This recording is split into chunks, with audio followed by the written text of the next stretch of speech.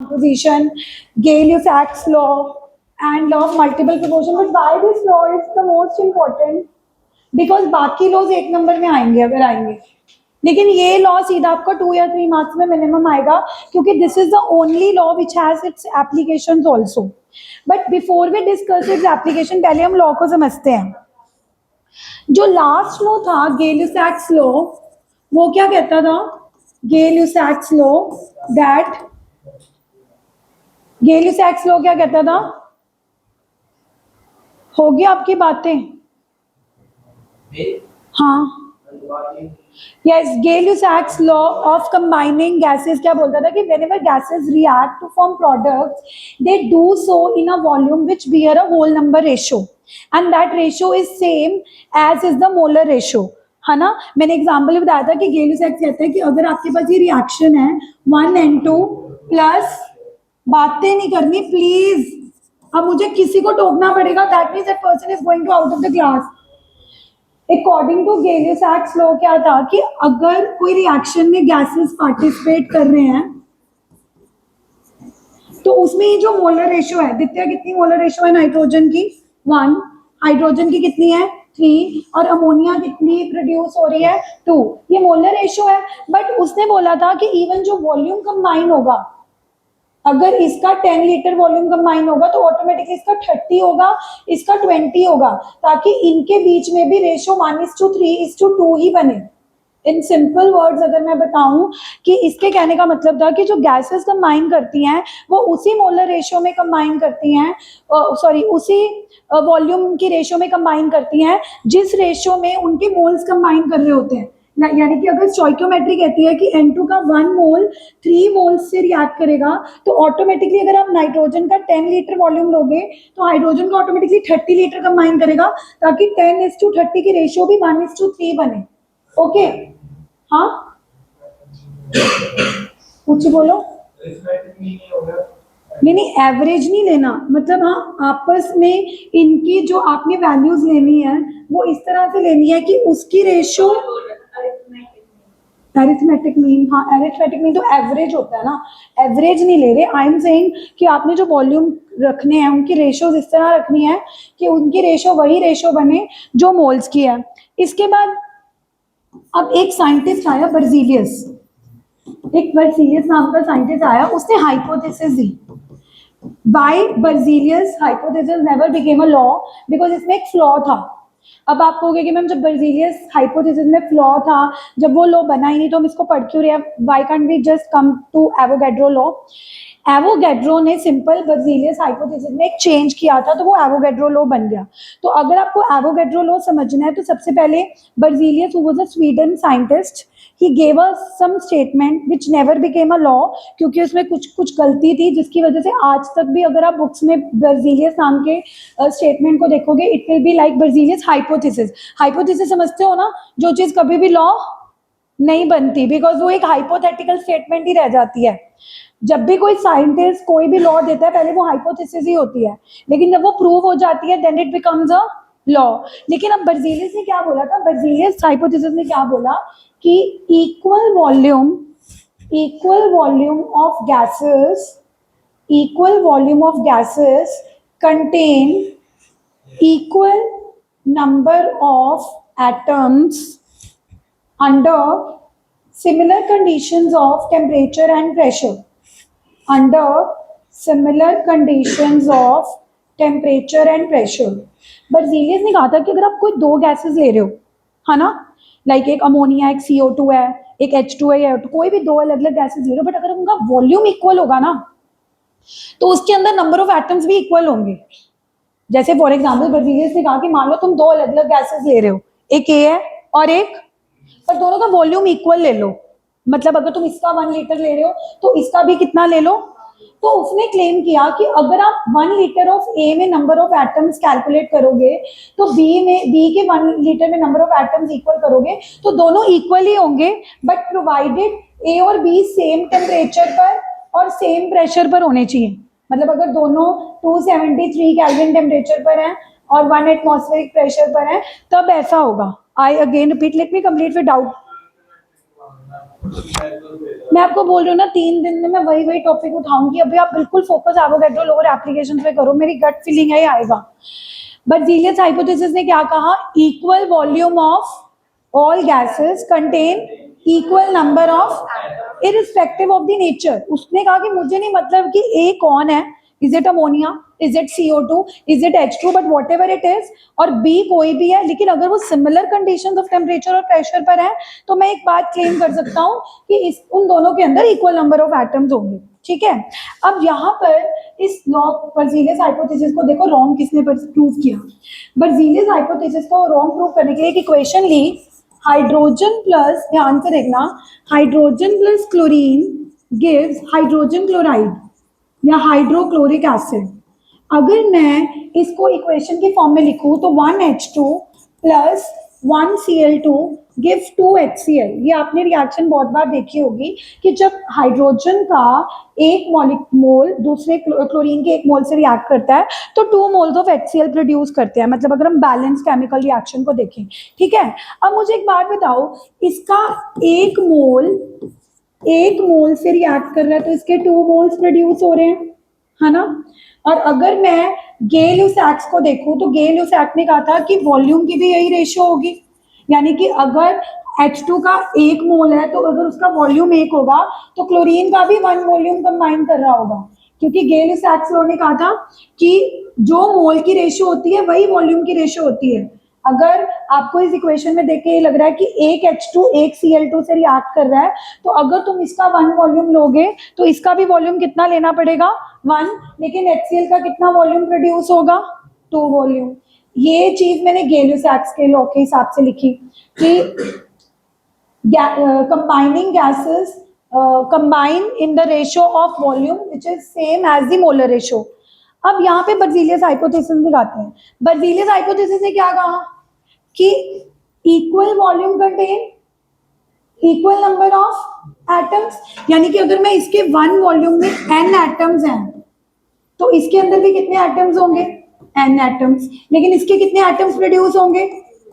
इतनी बात समझ आ गई कि अगर 1 वॉल्यूम में जितने भी एटम्स होंगे, आई डोंट नो, मैंने मान लिए n एटम्स, कितने एटम्स है 1 वॉल्यूम में, n एटम्स, तो दूसरे 1 वॉल्यूम के अंदर भी कितने एटम्स होंगे, क्योंकि बर्जीलियस ने कहा कि equal volume of different gases contain equal number of atom. अगर वॉल्यूम इक्वल है तो उसके अंदर नंबर ऑफ एटम्स भी कितने होने चाहिए, इक्वल, यानी कि ये मैटर नहीं करता कि ये हाइड्रोजन है या ये क्लोरीन है, बट अगर इसका भी 1 वॉल्यूम ले रहे हो, इसका भी 1 वॉल्यूम ले रहे हो, तो इसके अंदर भी n एटम्स होंगे, इसके अंदर भी कितने एटम्स होंगे, n एटम्स, बट HCl के कितने एटम्स प्रोड्यूस होंगे, 2n एटम्स, क्योंकि उसका वॉल्यूम क्या है। Now please look here please, अगर इसके 2 एटम्स प्रोड्यूस करने होंगे, इसके अगर 2 एटम्स प्रोड्यूस करने होंगे, बताना, अगर 2n की जगह इसके 2 एटम्स प्रोड्यूस करने होंगे तो इसके कितने एटम्स कंबाइन करे होंगे, 1 वेरी गुड, कि अगर मैम 2n एटम्स प्रोड्यूस करने के लिए nn एटम्स कंबाइन कर रहे हैं तो हो ना हो HCl के 2 एटम्स कंबाइन करने के लिए कितने कितने HCl के एटम्स रुद्र कंबाइन करे होंगे, 1 अगर 2 एटम्स प्रोड्यूस करने हैं HCl की तो HCl के कितने कितने एटम्स इन्वॉल्व होंगे, और अगर मुझे HCl का 1 एटम प्रोड्यूस करना है तो इसके हाफ एटम, क्या हाफ एटम एग्जिस्ट करता है, क्योंकि हाफ एटम एग्जिस्ट नहीं करता तो यहाँ पे बर्जीलियस हाइपोथेसिस रॉन्ग प्रूव हो गई। Why Berzelius hypothesis could not never become a law? From this example it is clear कि अगर आप एक ऐसा कंपाउंड है जिसका कभी 1 एटम प्रोड्यूस करना चाहोगे जो ऐसे एलिमेंट्स की फॉर्म में एग्जिस्ट करता है जो मॉलिक्यूलर फॉर्म में एग्जिस्ट करती हैं, तो उस केस में एटम्स तो कितने हो जाएंगे, हाफ, तो हाफ एटम तो एग्जिस्ट करता ही नहीं। तो एवोगैड्रो नाम का साइंटिस्ट आया, उसने कहा कि बर्जीलियस बेचारा भोला है, इसने कोई गलती नहीं करी, उसने कहा कि बस एक चेंज कर लो। बर्जीलियस ने कहा था कि equal volume of gases will always contain equal number of atoms की जगह नंबर ऑफ मॉलिक्यूल्स बोल दो, तो ये Avogadro under similar conditions of temperature and pressure. उसने कहा कि बर्जीलियस ने ना बस एक गलती कर दी, उसने बोला तो सही है कि जब आप गैसेस का इक्वल वॉल्यूम लेते हो तो उसके अंदर इक्वल नंबर होता है, बट एटम्स मत लिखो, क्या लिखो, उसका रीजन है क्योंकि कई कई एलिमेंट्स एग्जिस्टिंग मॉलिक्यूलर फॉर्म में करती हैं। अब यहाँ पे लगाना है एवोगैड्रो लॉ।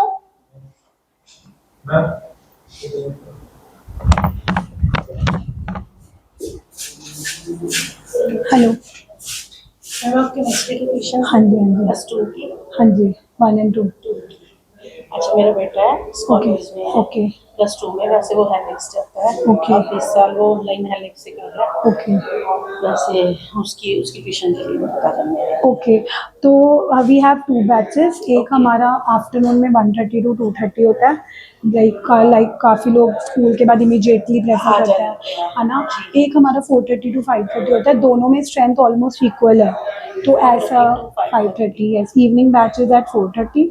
अगर आपने आफ्टरनून बैच प्रेफर करना है तो 1:30। 1:30 वैसे ठीक है, पर उसकी 2:30 पे मैथ फिजिक्स की ट्यूशन शिखा मैम, नहीं, वो शिखा मैम के पास नहीं बच सकती। तो मेरे पास फिर 2:30 के बाद अगर लाइक 5-10 मिनट्स का गैप है तो यू कैन गो डायरेक्टली अगर है।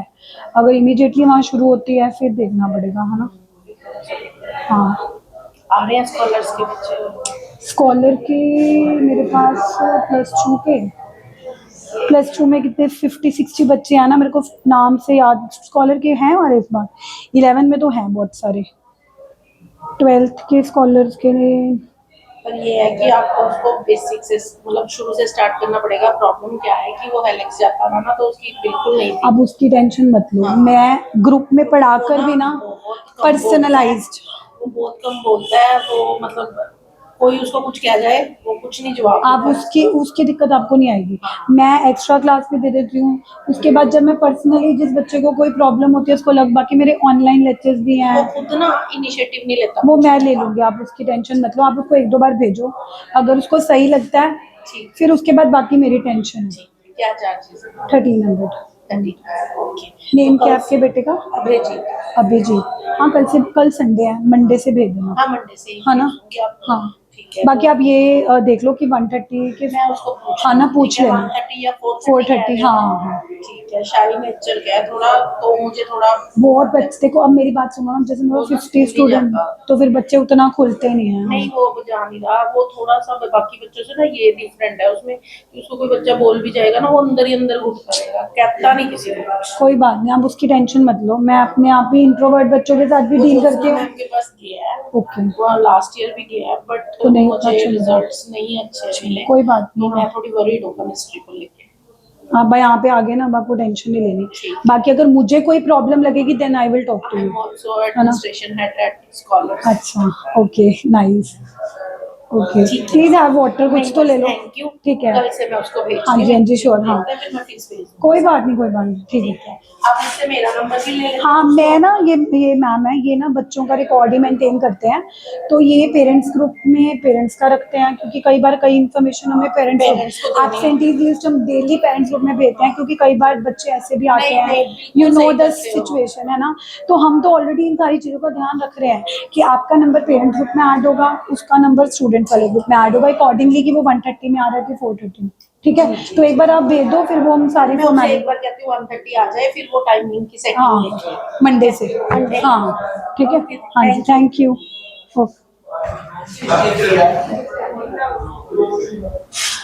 तो एवोगैड्रो ने बस एक चेंज किया, उसने कहा कि बर्जीलियस तूने बोला सही है, तो बस एक काम कर, उसको ये बोल कि इक्वल वॉल्यूम में इक्वल नंबर ऑफ एटम्स नहीं होते, क्या होते हैं इक्वल नंबर ऑफ। अब चेंज करो, यहाँ पे n, अगर 1 वॉल्यूम के अंदर n मॉलिक्यूल्स हैं तो इसके 1 वॉल्यूम के अंदर भी n मॉलिक्यूल्स होंगे, बट ये डबल वॉल्यूम है तो इसके अंदर 2n मॉलिक्यूल्स होंगे।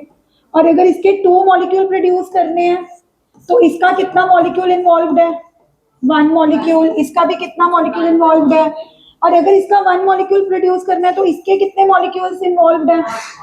और half molecule is not a long term, क्योंकि अगर आप हाफ मॉलिक्यूल ले रहे हो Cl2 का, तो that is equivalent to 1 atom of Cl। यानी कि अगर मॉलिक्यूल तो डिवाइड किया जा सकता है ना, एटम नहीं डिवाइड किया जा सकता। तो जब लास्ट स्टेटमेंट में ये प्रॉब्लम आ रही थी कि जब 1 एटम HCl का प्रोड्यूस हो रहा था तो H और Cl के कितने एटम्स इन्वॉल्व थे, हाफ, जबकि half atom is not possible because atom को हम वैसे डिवाइड नहीं कर सकते, although atom is divisible because है। एवोगैड्रो ने। तो अब एवोगैड्रो की स्टेटमेंट बोलो मेरे साथ सारे। Equal gases contain equal number of molecule. तो हाफ हो सकता है क्योंकि तो देख Cl का मॉलिक्यूल है, तो इसको हाफ कर, तो ये एक Cl एटम बन जाएगा। One molecule contain two Cl atom, तो अगर तुम एक मॉलिक्यूल को हाफ करोगे तो वो कितना एटम्स बन जाएंगे? वन। अब इसको समझना कोई इतना मुश्किल नहीं था, बट अब आती है इसकी application. Please have a look. We have 3 applications of Avogadro law. First application is to find the atomicity. Please बातें जो करेगा उसको आज का लेक्चर बिल्कुल समझ नहीं आएगा। To find the relationship between vapour density and molar mass. तुमने ये रिलेशनशिप पढ़ा हुआ है, molecular mass is twice the. जब आप एम्पिरिकल और मॉलिक्यूलर फॉर्मूले वाले न्यूमेरिकल्स करते हो तो एंड में मैं बोलती हूँ एन निकालना होता है molar mass divided by empirical, but molar कई बार मोलर मास नहीं गिवन होता है, शशांक उसकी जगह क्या गिवन होती है? Vapour density. तो मैं क्या बोलती थी कि मोलर मास कैसे निकलता है? Twice the. But how this relation came? Avogadro law ने रिलेशन डिराइव किया। Third, it also derived one more relationship that बातें कौन कर रहा है?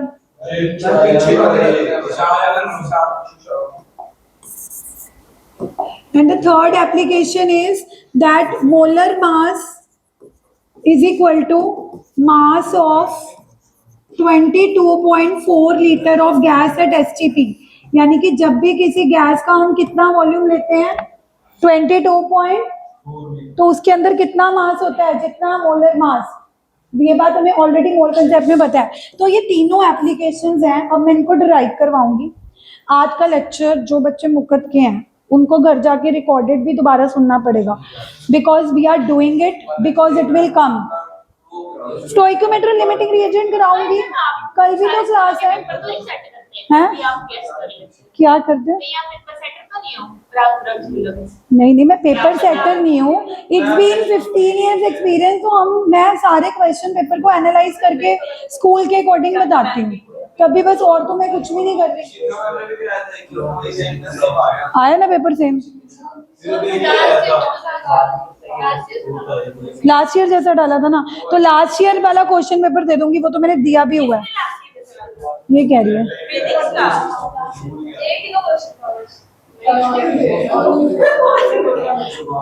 Shall we continue or we have to talk? एक minute please. What is the first application Joginder? If you will talk, you'll be out. अध्यांश, आपका तो paper है, you have to be। मैंने मेरे को ना पूछना ही नहीं है कि कौन क्या कर रहा है। If I will take the name Chirag, you will have to be out. The class is being recording and you know what you do in the class. Edit नहीं, मेरे पास कोई एडिटिंग टीम नहीं है। सुनो, first application is to find the atomicity. अब पहले तो एटॉमिसिटी होता क्या है? एटॉमिसिटी का मतलब होता है number of atoms in a molecule. For example, एक O2 मॉलिक्यूल कितने एटम से बना है? 2। तो एटॉमिसिटी क्या हो गई? 2। अगर मैं पूछूं O3, ओजोन की एटॉमिसिटी कितनी होगी? क्योंकि तुम्हें O3 के फॉर्मूले से पता लग रहा है कि एक मॉलिक्यूल कितने एटम से बना है? 3। अगर मैं तुम्हें पूछूं S8 का मॉलिक्यूल कितने एटम से बना है? तो इसकी एटॉमिसिटी कितनी हो गई? 8। एटॉमिसिटी का मतलब होता है कि number of atoms in a molecule, जो हमें फॉर्मूला देख के पता लग जाता है। फॉर एग्जांपल, अगर मैं आज की डेट में आपसे पूछूं कि O2 मॉलिक्यूल की एटॉमिसिटी क्या है, तो आपको कुछ डिराइव करके या प्रूव करने की जरूरत ही नहीं। आपको होगी कि मैम दिख तो रहा है कि O2 मॉलिक्यूल 2 एटम से बना है। लेकिन ये जो एवोगैड्रो लॉ आया था, इट केम लॉन्ग बैक, पहले जब फॉर्मूले नहीं पता होते थे। अगर सोचो पता ही होता कि O2 का फॉर्मूला O2 है, तो एटॉमिसिटी फाइंड ही क्यों करनी थी? वो तो दिख ही रहा है कि वो 2 एटम से बना है। लेकिन जिस वक्त ये लॉस तब आए थे जब फॉर्मूले पूरी तरह से डिराइव नहीं हुए थे, तो उस वक्त कैसे पता लगा होगा कि O2 की एटॉमिसिटी 2 है, यानी कि O2 मॉलिक्यूल 2 एटम से बना हुआ है। तो लेट्स हैव अ लुक कि एवोगैड्रो ने ये कैसे पता करा। अब फर्स्ट एप्लीकेशन करवा रही हूँ टू फाइंड एटॉमिसिटी। तो एटॉमिसिटी कैसे फाइंड करी? उसके लिए वाटर वाली इक्वेशन क्या होती है? 1H2 plus O2 gives water। और अगर मैं इसको बैलेंस करूं, अगर मैं वाटर कैसे बनता है, वाटर की इक्वेशन लिखना 2H2 plus 1 O2 gives two water, ये बैलेंस इक्वेशन है वाटर की, इसमें एवोगैड्रो लॉ अप्लाई करना। टू का मतलब कितने वॉल्यूम, वन का मतलब कितने वॉल्यूम, और इफ टू का मतलब कितने वॉल्यूम। यहाँ पे मैंने कौन सा लॉ अप्लाई कर रही हूँ मैं, एवो। अब एवोगैड्रो लॉ ने क्या कहा था, equal volume contain equal number of atoms के equal number of molecule. Okay, तो अगर वन वॉल्यूम के अंदर n मॉलिक्यूल्स हैं तो टू वॉल्यूम के अंदर कितने मॉलिक्यूल्स होंगे, ये सुन लो वंशिका। और अगर वन वॉल्यूम में n मॉलिक्यूल्स हैं तो ऑब्वियसली टू वॉल्यूम में कितने मॉलिक्यूल्स होंगे, 2n। और इस टू के अंदर भी कितने मॉलिक्यूल्स होंगे, 2n मॉलिक्यूल्स। लेकिन अगर मुझे वाटर का वन मॉलिक्यूल प्रोड्यूस करना है तो इसका कितना मॉलिक्यूल इन्वॉल्व होगा, वन। बट इसका कितना इन्वॉल्व होगा, 1/, क्योंकि अगर इसके 2n के लिए n इन्वॉल्व है तो इसके 2 के लिए 1 इन्वॉल्व होंगे, तो 1 के लिए कितने इन्वॉल्व होंगे, हाफ। तो यहां से उन्होंने देखा कि 1 मॉलिक्यूल ऑफ वाटर, ध्यान से देखना, 1 molecule of water is equal to half molecule of O2। यहाँ से एक रिलेशन आ रहा है कि अगर मुझे वाटर का 1 मॉलिक्यूल प्रोड्यूस करना है तो उसमें O2 का कितना मॉलिक्यूल इन्वॉल्व हो रहा है, हाफ मॉलिक्यूल। ऑल्सो ये भी पता था कि 1 मॉलिक्यूल ऑफ वाटर का अगर हम फॉर्मूला देखें तो एटम के वाइज इसमें ऑक्सीजन के कितने एटम्स होते हैं, 1 एटम। तो यहाँ से इन दोनों को इक्वेट करो, इन दोनों को इक्वेट करो कि ये इक्वेशन कह रही है कि वाटर का अगर हम 1 मॉलिक्यूल लेते हैं तो उसमें O2 का कितना मॉलिक्यूल इन्वॉल्व होता है, हाफ। लेकिन एटम के हिसाब से वाटर के अंदर ऑक्सीजन के कितने एटम्स हैं, 1। तो इन अ वे अगर मैं इन दोनों को इक्वेट कर दूं, ये मिट क्यों गया, हाँ। अब अगर लेफ्ट हैंड साइड सही है, लेफ्ट हैंड साइड अगर सेम है तो राइट हैंड साइड को इक्वेट कर दे। राइट हैंड साइड क्या बनी, राइट हैंड साइड को इक्वेट करना Shashank, half molecule of oxygen is equal to 1 atom of, तो यहां से 1 मॉलिक्यूल ऑफ ऑक्सीजन 2 उधर ले जाओ is equal to 2 atoms of oxygen. तो हमें पता लग गया ना कि ऑक्सीजन के एक मॉलिक्यूल में कितने एटम्स होते हैं, 2। तो यानी कि इसकी एटॉमिसिटी 2 होगी। भाई तो मैं बोल रही हूँ कि तुम्हें लग रहा होगा कि इतना तामझाम करने की क्या जरूरत है, मेरे को पता ही है कि एक O2 के मॉलिक्यूल में कितने एटम्स होते हैं, लेकिन उस वक्त नहीं पता था ना जिस टाइम एवोगैड्रो लॉ आया था। Are you understanding my point, कि आज के डेट में जब आप ये लॉ करोगे या आप ये एप्लीकेशन करोगे आपको 2 अननेसेसरी लगेगी। आप कहोगे कि मैम आप ये क्या इक्वेशन सॉल्व करे जा रहे हो, वी ऑलरेडी नो कि 1 मॉलिक्यूल ऑफ O2 का फॉर्मूला ही O2 है, वो खुद ही बता रहा है कि मैं एक मॉलिक्यूल कितने एटम से बनाऊं, 2। तो हमें तो पता ही है ना कि एटॉमिसिटी ऑफ ऑक्सीजन इज 2। लेकिन एवोगैड्रो लॉ जब आया था तब लोगों को फॉर्मूलेज नहीं पता थे, तब लोगों को नहीं पता था कि ऑक्सीजन 2 कंबाइन होकर एग्जिस्ट करता है, O2 की फॉर्म में एग्जिस्ट करता है, या O4 की फॉर्म में एग्जिस्ट करता है, या O3 की फॉर्म में एग्जिस्ट करता है। तो उन्होंने इस लॉ को अप्लाई करके एटॉमिसिटी निकाली थी। एक बार फिर से एक्सप्लेन करूं, देखो उनको नहीं पता था कि एक मॉलिक्यूल ऑक्सीजन 2 एटम से बना है, ओके, बट उनको एक इक्वेशन पता थी, कौन सी, हाँ ये ऐसे ही लिखनी पड़ेगी एप्लीकेशन। तब मैं आपको मुकत के क्वेश्चन पेपर देख के ही बता रही हूँ कि पिछले से पिछले साल ये सीधा आया था, state Avogadro law and its application. जैसे तू कह रहा है ना फिजिक्स के 9 वो है, इसकी 3 एप्लीकेशन है, तीनों आएंगी। आपको तो अभी फर्स्ट एप्लीकेशन ही मुश्किल लग रही है, अगर 2 या 3 नंबर में क्वेश्चन आएगा तीनों एप्लीकेशन ही आएंगी। इसलिए मैं आपको बिफोर हैंड ही प्रिपेयर कर रही हूँ कि प्रिपेयर करके जाओ कि आएगा। तो इसलिए मैं तुम्हें बोल रही हूँ कि अगर आ गया फिर तुम कहोगे कि मैम इतना बड़ा क्वेश्चन आया। मैं आपको पहले ही बता रही हूँ कि 3 एप्लीकेशन है, तीनों ही एप्लीकेशन बड़ी बड़ी हैं, बट अगर ये क्वेश्चन आएगा 10 नंबर में थोड़ा आ जाएगा, मैक्सिमम कितने नंबर में आएगा, 3 मार्क्स में। तो यू हैव टू प्रैक्टिस। दोबारा समझे कि एटॉमिसिटी फाइंड आउट करने के लिए उसने कौन सी इक्वेशन कंसिडर करी, वाटर वाली। वाटर वाली इक्वेशन क्या होती है बोलो, 2H2 प्लस गिव्स, तो इसकी मोलर रेशियो के हिसाब से O2 1 इन्वॉल्व है, तो O2 का वॉल्यूम हमने कितना ले लिया, 1, लेकिन H2 का वॉल्यूम कितना ले लिया, 2, और वाटर का भी कितना वॉल्यूम प्रोड्यूस हो रहा है, 2। ये तो हमने मोलर रेशियो के हिसाब से लिख दिया। अब हमने इसके ऊपर क्या अप्लाई किया, एवोगैड्रो लॉ। अब हमने इसके ऊपर क्या अप्लाई किया, एवोगैड्रो लॉ ने क्या कहा था कि equal volume contain equal number of atoms के इक्वल नंबर ऑफ मॉलिक्यूल। तो यानी कि अगर 1 वॉल्यूम में कितने मॉलिक्यूल्स हैं n, तो 2 वॉल्यूम में कितने होंगे, 2n, 2 वॉल्यूम में कितने होंगे, मतलब 1 में n है तो डबल वाले में 2n होंगे। बट हमने कहा कि हमने तो 1 वॉल्यूम प्रोड्यूस करना है, हमने वाटर का कितना मॉलिक्यूल प्रोड्यूस करना है, तो अगर 2n प्रोड्यूस करने के लिए O2 के कितने मॉलिक्यूल इन्वॉल्व थे उसके हाफ, तो 1 मॉलिक्यूल को प्रोड्यूस करने के लिए O2 के कितने मॉलिक्यूल इन्वॉल्व होंगे, 1 का हाफ। यानी कि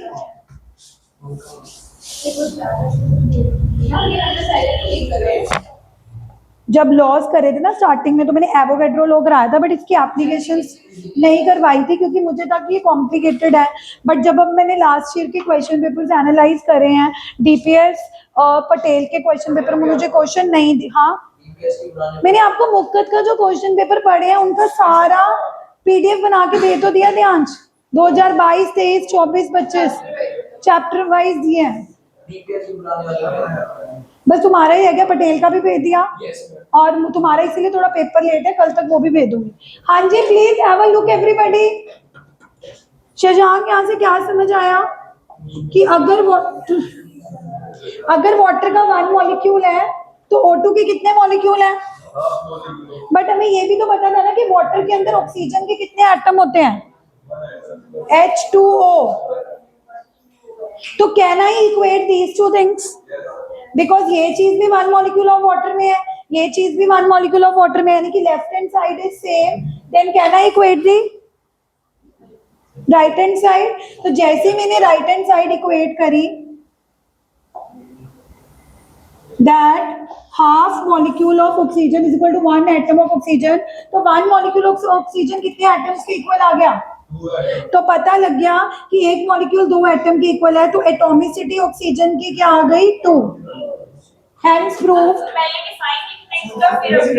पहले तो आएगा डिफाइन एवोगैड्रो लॉ, वो तो सिंपल हम लिखेंगे कि according to Avogadro law equal volume of gases contain equal number of atoms के equal number of molecule. Atoms लिख दोगे तो वो बर्जीलियस हाइपोथेसिस बन जाएगी, जो ऑलरेडी क्या हो चुकी है, हाँ मतलब कि डिस्कार्ड हो चुकी है, बैन हो चुकी है, हट चुकी है। तो गलती से ये मत लिख देना कि equal volume of gases contain equal number of atoms, rather क्या लिखोगे, बोलो मेरे साथ, equal volume of gases contain equal number of molecule but under similar conditions of temperature and. ऐसा ना हो कि एक गैस 273 केल्विन पे है, दूसरी गैस 300 केल्विन पे है, और आप बोलो कि नहीं मैम इक्वल वॉल्यूम के अंदर तो इक्वल नंबर ऑफ एटम्स आ ही नहीं रहे, टेम्परेचर भी सेम होना चाहिए, प्रेशर भी क्या होना चाहिए, सेम।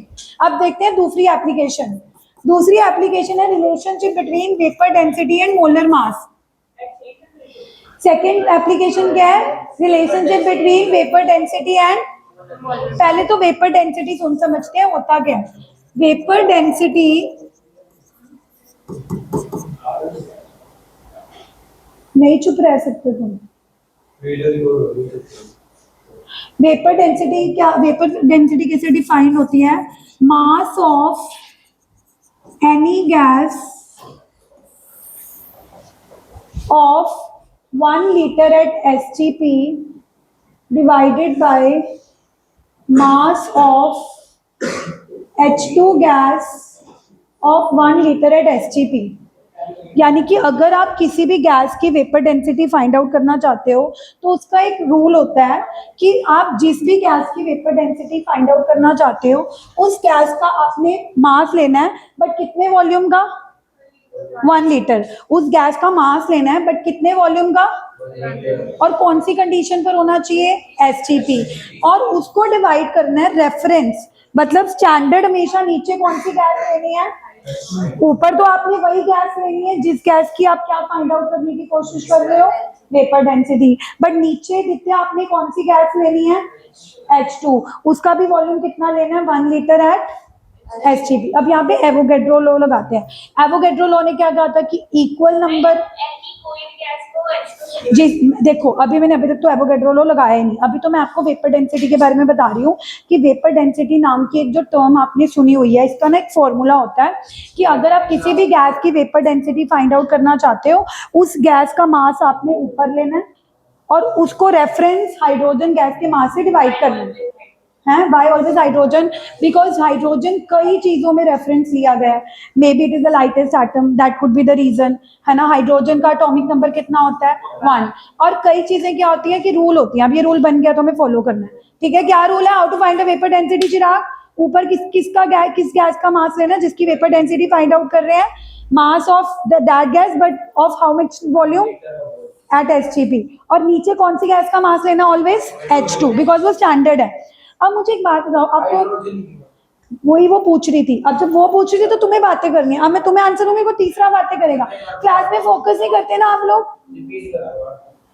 हाइड्रोजन को स्टैंडर्ड इसीलिए दिया जाता है, it is the lightest atom, इसका एटॉमिक नंबर कितना होता है 1, मास नंबर कितना होता है 1, तो स्टैंडर्ड हमेशा ऐसी चीजें ही रखी जाती हैं जो 1 होती हैं। अभी भी कोई बात करो, अब मुझे एक बात हो तो vapour dense, shut up everyone, अभी तक मैंने इस पे एवोगैड्रो लॉ लगाया नहीं है। अब मतलब अगर ये एवोगैड्रो लॉ की एप्लीकेशन है तो एवोगैड्रो लॉ का क्या रोल आया, अब आएगा। एवोगैड्रो लॉ ने क्या कहा कि अगर वॉल्यूम इक्वल है, ऊपर भी 1 लीटर है नीचे भी, तो उसने कहा कि मैं अपने वेपर डेंसिटी के फॉर्मूले में भी अपना रोल दिखाता हूँ।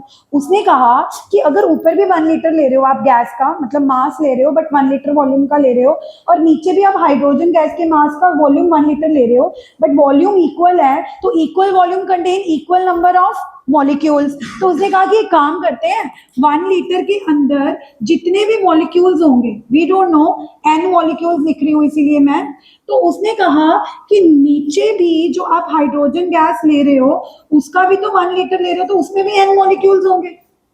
इतनी बात से तो आप अग्री करोगे ना कि अगर मैं ऊपर भी 1 लीटर वॉल्यूम ले रही हूँ और नीचे भी भले ही हाइड्रोजन का ले रही हूँ, बट वॉल्यूम तो उसका भी मैं क्या ले रही हूँ 1 लीटर। तो यही तो एवोगैड्रो लॉ ने कहा था कि यहाँ मेरा रोल आ सकता है, क्योंकि जहां जहां तुम इक्वल वॉल्यूम लोगे वहां पे मेरी बात हमेशा स्टैंड करेगी, that equal volume contain equal number of molecules. So though we don't know how many molecules are there, हमें पता नहीं है कि 1 लीटर में कितने मॉलिक्यूल्स हैं, बट हम एक बात क्लेम कर सकते हैं कि अगर ऊपर वाली गैस के 1 लीटर में कितने मॉलिक्यूल्स होंगे जोगिंदर n, तो नीचे हाइड्रोजन गैस के भी 1 लीटर में कितने मॉलिक्यूल्स होंगे n। इसमें कोई मुझे क्रॉस वो तो नहीं कर सकता कि नहीं मैम हाउ कैन यू से वो हाइड्रोजन है वो कोई भी गैस है तो उसके भी n मॉलिक्यूल्स होंगे, नीचे भी n मॉलिक्यूल्स ही होंगे। यस, क्योंकि यही तो एवोगैड्रो ने कहा था कि इररिस्पेक्टिव ऑफ द गैस, मुझे फर्क नहीं पड़ता ऊपर कौन सी गैस है, नीचे हाइड्रोजन गैस है, अगर आप ऊपर 1 लीटर का मास ले रहे हो नीचे भी कितना ले रहे हो 1 लीटर, इक्वल वॉल्यूम ले रहे हो, तो अगर ऊपर n मॉलिक्यूल्स होंगे तो नीचे भी क्या होंगे। यहाँ तक कोई गड़बड़ तो नहीं। अब मुझे एक बात बताओ, अगर मैं यहाँ पे एक चीज कर दूं, एवरीबडी लुक, n मॉलिक्यूल्स की जगह अगर मैं एक ही मॉलिक्यूल ले लूं, अगर मैं उतना वॉल्यूम ले लूं कि उसमें आए ही 1 मॉलिक्यूल, तो नीचे भी H2 के अंदर भी कितने मॉलिक्यूल आएंगे। अगर ऊपर मैं कट करते हुए एक ही मॉलिक्यूल का ले लूं, तो नीचे भी मुझे H2 का कितना लेना पड़ेगा। एवरीबॉडी लुक लुक लुक, बस में खत्म होने वाला रिलेशनशिप आने वाला वेपर डेंसिटी का। रुद्र बता, एक मॉलिक्यूल के मास को क्या बोलते हैं, मॉलिक्यूलर मास। एक मॉलिक्यूल का जब आप मास एक मॉलिक्यूल का लेते हो, जब आप H2 के एक मॉलिक्यूल का मास लेते हो, उसी को क्या बोलते हैं, मॉलिक्यूलर। और H2 के एक मॉलिक्यूल का मास तो हमें पता ही है, H2 के एक मॉलिक्यूल का H2 हाइड्रोजन का 1 होता है, बट H2 में 2 नहीं 2 आएगा नीचे, तो रिलेशनशिप क्या आया, रिलेशनशिप आया molecular mass is equal to twice the angstrom. I again repeat this relation. बेटा नीचे वाटर है कि H2 है, वो तो मैं ऊपर तो कोई भी गैस है, ऊपर वाटर तो है ही नहीं, ऊपर मैं स्टार्टिंग से एनी गैस ले रही हूँ, वो तो मैं एक्सप्लेन कर रही थी कि जैसे वाटर के एक मॉलिक्यूल के मास को मॉलिक्यूलर मास बोलते हैं, ऐसे किसी भी गैस के एक मॉलिक्यूल का मास मुझे नहीं पता, बट मैं लिख तो सकती हूँ कि ये क्या होगा, ऊपर वाला जो न्यूमरेटर है मास ऑफ एनी गैस, मुझे जब पता ही नहीं है कि कौन सी गैस है तो मैं उसका मास फाइंड आउट नहीं कर सकती, but since it is of 1 molecule, can I right it is molecular mass, it is. और नीचे H2 का मॉलिक्यूलर मास तो मैंने निकाल ही लिया, बिकॉज नीचे तो मुझे पता है ना कि गैस कौन सी है H2, तो H2 का मॉलिक्यूलर मास कितना होगा रुद्र, तो अगर 2 उधर चला जाएगा तो मॉलिक्यूलर मास का क्या रिलेशनशिप आ गया, ट्वाइस द। और क्या ये रिलेशनशिप जब आप एम्पिरिकल फॉर्मूले वाले न्यूमेरिकल्स करते थे तो कई बार हमें एन निकालना होता था, molar mass divided by empirical mass, और मोलर मास गिवन ही नहीं होता क्योंकि उसकी जगह जानबूझ के क्या दी होती है, ताकि स्टूडेंट याद करे कि अगर वेपर डेंसिटी गिवन है तो अगर मैं उसका ट्वाइस कर दूंगा तो वो क्या बन जाएगा, मॉलिक्यूलर। क्योंकि अगर आपको पता नहीं याद है, एन निकालते हैं ना एम्पिरिकल वाले क्वेश्चंस में, तो हम क्या करते हैं, yes Vanshika, empirical mass upon empirical mass, but यही मॉलिक्यूलर मास ना गिवन हो। और कई क्वेश्चंस होंगे अगर आप ध्यान से देखोगे उसमें मॉलिक्यूलर मास की जगह क्या दे रखी होगी, तो उस वक्त तो मैंने तुम्हें बता दी थी कि guys just cram this thing कि अगर कभी कभार तुम्हें वेपर डेंसिटी गिवन हो तो उसका ट्वाइस कर देना, उसका क्या कर देना, but today we derived it. समझ आया कैसे डिराइव किया, एक बार फिर से बता देती हूँ। सबसे पहले हमने देखा कि वेपर डेंसिटी होती क्या है। Vapour density is defined as mass of any gas, मतलब जिस भी गैस की आप वेपर डेंसिटी फाइंड आउट कर रहे हो, बट उसका वॉल्यूम कितना लेना है एट, और नीचे उसको कौन सी गैस के मास से डिवाइड करना है, hydrogen, because that has been taken as standard. But अगर ऊपर वाली गैस का वॉल्यूम 1 लीटर ले रहे हो तो नीचे वाली गैस का भी कितना लोगे, और दोनों सेम टेम्परेचर पर हैं। फिर यहाँ पे एवोगैड्रो आया, एवोगैड्रो ने कहा कि अगर तुम ऊपर भी 1 लीटर ले रहे हो नीचे भी 1 लीटर ले रहे हो तो जितने मॉलिक्यूल्स ऊपर 1 लीटर में होंगे उतने ही मॉलिक्यूल्स नीचे नीचे 1 लीटर में होंगे। मतलब भले ही नीचे गैस हाइड्रोजन है और ऊपर कोई भी गैस है, बट एवोगैड्रो ने तो यही कहा था ना कि अगर ऊपर 1 लीटर वॉल्यूम है नीचे भी 1 लीटर है तो दोनों गैस में नंबर ऑफ मॉलिक्यूल्स क्या रहेंगे, सेम। दोनों में नंबर ऑफ मॉलिक्यूल्स क्या रहेंगे, और हमें पता नहीं कितने, तो हमने एन ले लिए, कितने ले लिए, ऊपर भी एन मॉलिक्यूल्स इन्वॉल्व हो गए नीचे भी। फिर हमने इसको शॉर्ट कर दिया, हमने कहा चलो एन नहीं लेते, ऊपर हम कितने मॉलिक्यूल ले लेते हैं, अगर ऊपर 1 मॉलिक्यूल होंगे तो नीचे भी कितने होंगे। बस इसके बाद तो अगला स्टेप खत्म कि 1 मॉलिक्यूल के मास को ही क्या बोलते हैं, 1 मॉलिक्यूल के मास को ही क्या बोलते हैं, और H2 के 1 मॉलिक्यूल का मास तुम्हें पता ही है कितना होता है, उधर ले जाओ 2, तो 2 into vapour density is equal to molar. This is the second application of Avogadro. पहली एप्लीकेशन क्या थी एवोगैड्रो लॉ की, to find the atomicity, to find the, second application क्या है, to find the relationship between vapour density and what if the relation came out between vapor density and molar mass, क्या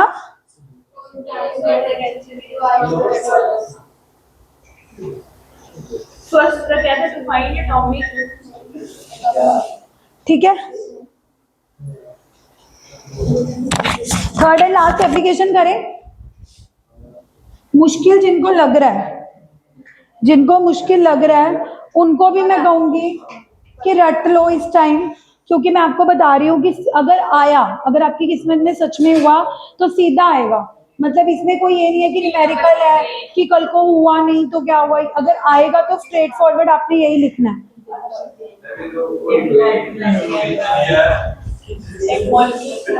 किसकी photo खींच रहे हो,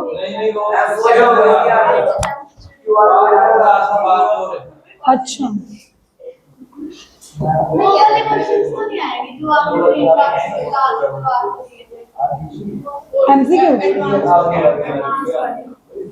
सिर्फ आपने रुको, इंपोर्ट पीडीएफ, और ध्यान तेरी बातें नहीं खत्म होती, फिर जो चीजें मैं दे रखी है ऑलरेडी। सिर्फ आपने मुकत वालों में 2 चीजें करनी है, एक तो जो मैं लास्ट ईयर का क्वेश्चन पेपर सेंड करूंगी वो मैंने ऑलरेडी ग्रुप में भेजा हुआ है, बट जो लोग लेट लगे थे उनके पास ही होगा, और जो पहले वाले ईयर्स के हैं वो मैं क्वेश्चन पेपर नहीं भेजूंगी, क्योंकि अगर मैं वो क्वेश्चन पेपर भेजूंगी उसमें तो first chapter, second chapter, third chapter, क्योंकि पिछली बार से पिछले साल ना हाफ ईयरली होते थे तो 4-4 चैप्टर आते थे। मतलब मेरी बात सुन लो कि एक चैप्टर वाले क्वेश्चन पेपर नहीं होते थे, 4-4 चैप्टर क्लब होते थे। तो अगर मैं तुम्हें 2022, 23, 24 के क्वेश्चन पेपर शेयर करूंगी, आपको उसमें से फर्स्ट चैप्टर के क्वेश्चन ढूंढने पड़ेंगे, वो ना ढूंढने पड़े, मैंने ऑलरेडी ये पीडीएफ शेयर कर रखी है ध्यान, उसमें 2022 में किस टाइप के क्वेश्चन आए हैं। और सबसे बड़ी बात, जैसे ये क्रिस्टलाइन वाला क्वेश्चन है जिसमें वो एनहाइड्रस वाला 45% लूज, ये मोस्ट इंपोर्टेंट क्यों है, क्योंकि देखो ये 2025 में क्या हुआ है, तो कहने का मतलब है कि आपको इतना एडवांटेज मिल रहा है कि आप ना सिर्फ एक जजमेंट ले सकते हो पहले वाला क्वेश्चन देखकर कि किस टाइप के क्वेश्चन आ रखे हैं, और आपको रिपीटेड क्वेश्चंस का भी मतलब गेस मिल रहा है। तो आपको पता लग जाएगा कि मुझे कौन से क्वेश्चन पे ज्यादा फोकस करना है। अब देखो ये सिग्निफिकेंट फिगर्स वाला क्वेश्चन है, वैल्यू तक भी सेम आई है, 0.0016 20 में नंबर ऑफ सिग्निफिकेंट फिगर्स निकालनी है, मतलब टीचर नंबर तक भी नहीं बदल रहा, नंबर भी सेम रख रहा है। ये वाला कि 0.001620 में नंबर ऑफ सिग्निफिकेंट फिगर्स निकालनी है, यही क्वेश्चन 2022 में आया। मैं वही कह रही हूँ ना कि 2025 में रिपीट हुआ है, तो फिगर तो चेंज कर सकते थे ना, फिगर तक भी 0.001620 रखी है। तो कहने का मतलब है चांसेस होते हैं क्वेश्चन रिपीट। हाँ वो अभी हम मोलारिटी वाले टॉपिक पे आएंगे तो वो भी कराऊंगी। Let's finish the last application.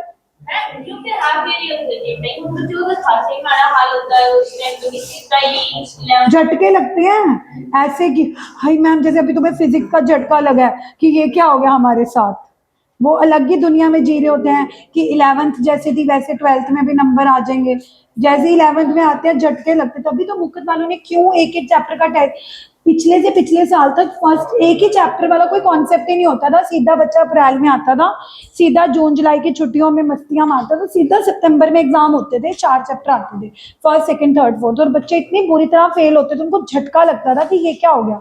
क्योंकि जब तक तुम्हें, जैसे आज तुम्हें फिजिक्स का झटका लगा है ना, चाहे पेपर मुश्किल आया चाहे व्हाटसोएवर, कहने का मतलब है इसी वजह से लास्ट ईयर ना मुकुट वालों ने क्या डिसाइड किया कि हम एक ही चैप्टर का टेस्ट लेंगे ताकि बच्चों को रियलिटी चेक मिल जाए। बट पिछले साल उन्होंने मई में ले लिया, वो और झटका लग गया स्कूल वालों को, क्योंकि बच्चों के और नंबर कम आए, क्योंकि वो बच्चे अभी अप्रैल से आए थे, एडजस्ट ही नहीं हुए थे, मई में ले लिए। तो इस साल स्कूल वालों ने थोड़ा पिछले वाला और पिछले वाला कंबाइन करके एक ही चैप्टर का टेस्ट रखा है, बट जुलाई में रख दिया है कि शायद बच्चे पढ़ के अच्छे नंबर लेने, तो प्लीज उनकी और मेरी इज्जत रख लेना। अब पता लगे अब फिर नंबर कम आए स्कूल।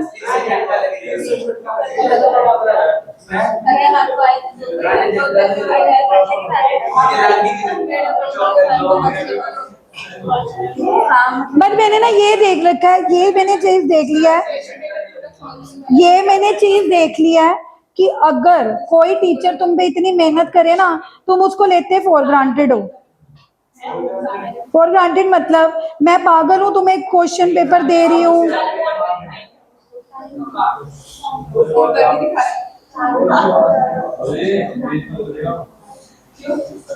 ये देखो आंखें खोलना अपनी, आंखें खुली हैं सबकी, खुली आंखें पीछे बॉयज की रुद्र, ये देखो ये देखो ये देखो ये देखो, यहाँ पे दिख रहा है, ये जूम होगा, इसको डाउनलोड कर दिया। हाँ वही तुम्हें कुछ दिखा रही हूँ, ये लास्ट ईयर का है ना, जूम कैसे होगा। ये देखो ये दिख रहा है, state and explain Avogadro law, what are its, और ये क्वेश्चन कितने में आया हुआ है, 2 × 4 = ये 5th क्वेश्चन नहीं, मतलब 2 नंबर के क्वेश्चन है, 2 में आया हुआ है, 2 में आया हुआ है। लेकिन आप पहले एवोगैड्रो लॉ की स्टेटमेंट भी बताओगे, और फिर सारी एप्लीकेशन जो मैं अभी डिस्कस कर रही हूँ, फर्स्ट वाली टू फाइंड द एटॉमिसिटी, और सेकंड एप्लीकेशन है बिल्कुल यार, देखो व्हाट आर इट्स एप्लीकेशन 2 नंबर में आई है, हाँ, फिर तीनों एप्लीकेशन सिंपल लिखा ना कि to find the atomicity, second is the relationship was given vapor density into 2 is equal to molecule। अभी थर्ड वाली करवा रही हूँ, एक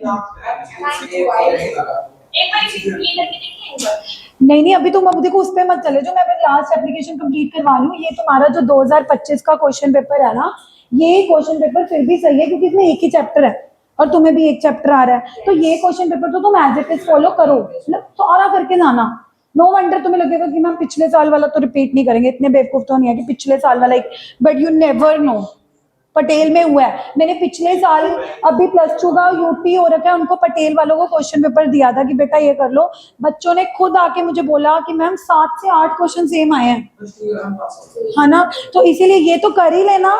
उसके अलावा जो मैंने तुम्हें PDF भेजी है 2022, 23, 24 वाले खुद ढूंढ के लिखे हैं कि फर्स्ट चैप्टर वाले इन्वॉल्व हो, वो भी उसके बाद तो नंबर आने चाहिए। चलो let's discuss the last application of Avogadro law. 1 minute में ही करा दूंगी बस। थर्ड एंड लास्ट एप्लीकेशन बस मैं करा देती हूँ, फटाफट सुन लो फिर रिकॉर्डेड में अच्छे से सुन लेना। To find the relationship between molecular mass and volume.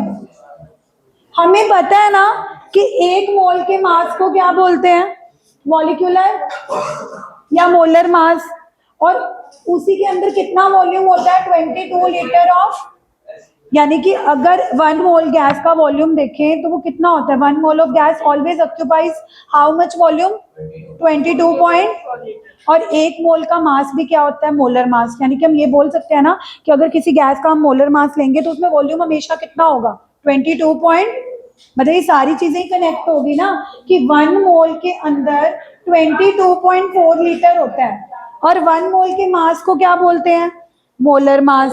तो इनडायरेक्टली दिखते हैं इन दोनों के बीच में भी तो रिलेशनशिप हो गया ना कि molar mass is equal to mass of how much volume, ये दोनों भी तो कनेक्टेड हो गए। अब ये चीज भी एवोगैड्रो ने प्रूव करी थी, देखो कैसे, molecular mass is equal to twice the vapour density. Second application से ही डिराइव करते हैं। सेकेंड एप्लीकेशन में अभी हमने डिराइव क्या करा है कि molecular mass is equal to twice the, और अभी भी बताओ वेपर डेंसिटी क्या होती थी, बोलो, मास of any gas off 1 litre at, और नीचे हमने क्या लेना है,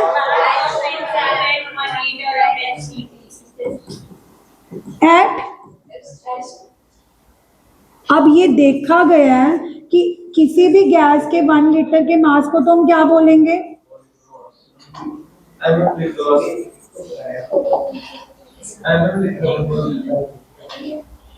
एक मिनट,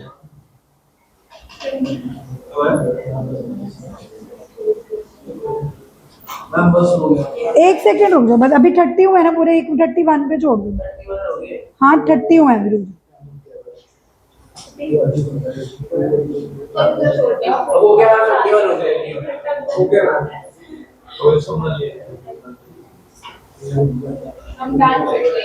हाँ बस 1 मिनट, यहाँ पे तुमने ले लिया mass of 1 litre at STP.